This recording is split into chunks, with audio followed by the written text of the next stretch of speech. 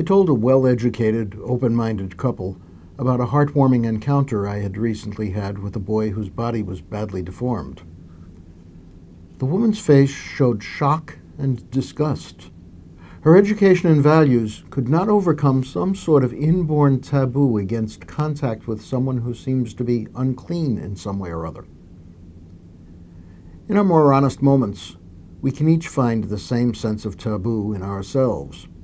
It may be directed toward those who look different, those who have something wrong with them, those of a different nationality, class, religion, sexual orientation, or race, or any of a number of other things. Death is a sure case of it. Our reluctance to touch corpses is not rational.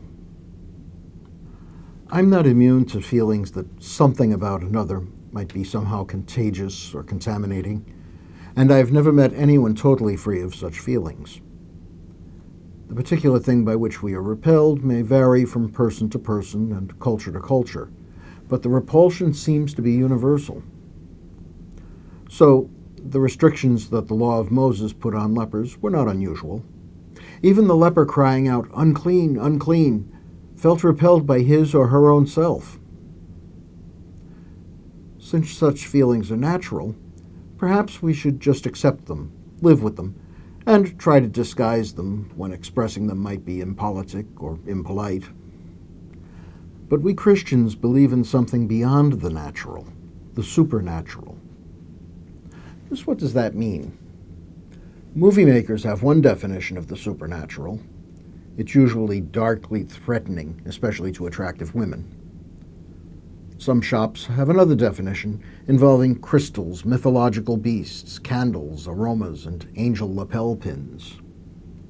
Religious goods stores sell statues, books, posters, and soupy music that purport to show the supernatural, usually as an otherworldly realm notable for its sentimentality and poor taste.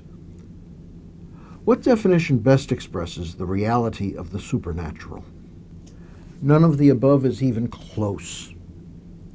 If you seek the supernatural, you'll waste your time searching in movie theaters, shopping centers, and church gift shops. You'll even waste your time if you search for it by shutting yourself away from the world in order to pray and meditate. The supernatural is not some realm apart from the world in which we live.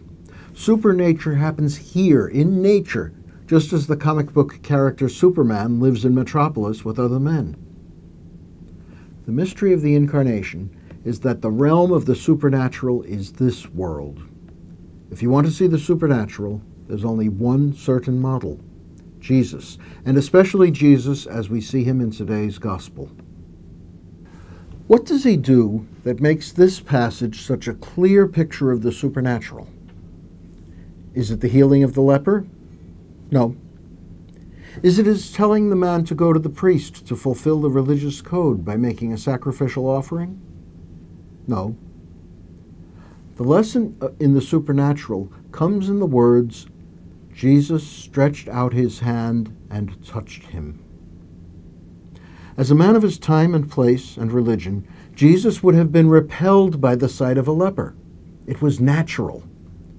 Yet, Jesus overcame what was natural. He went beyond it to what was supernatural, literally above nature or beyond nature. He touched a leper. That touching healed the man. When Jesus went beyond what was natural, a miracle happened. The leper could be restored to membership in the community, to self-respect, and to cleanness.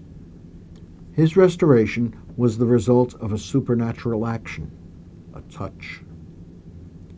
We followers of Jesus are called to be supernatural. In other words, we must be people noteworthy for our willingness to go beyond the natural in us.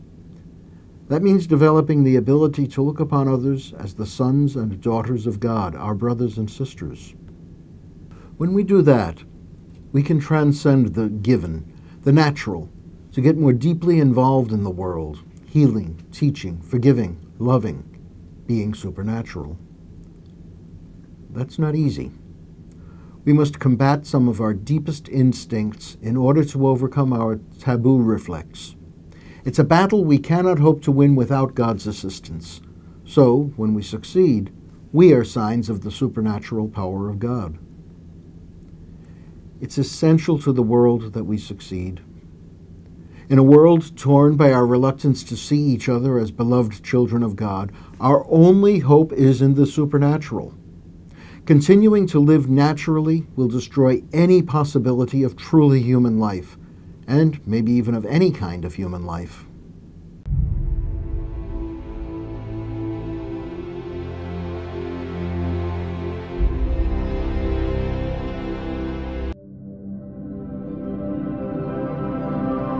Thank you.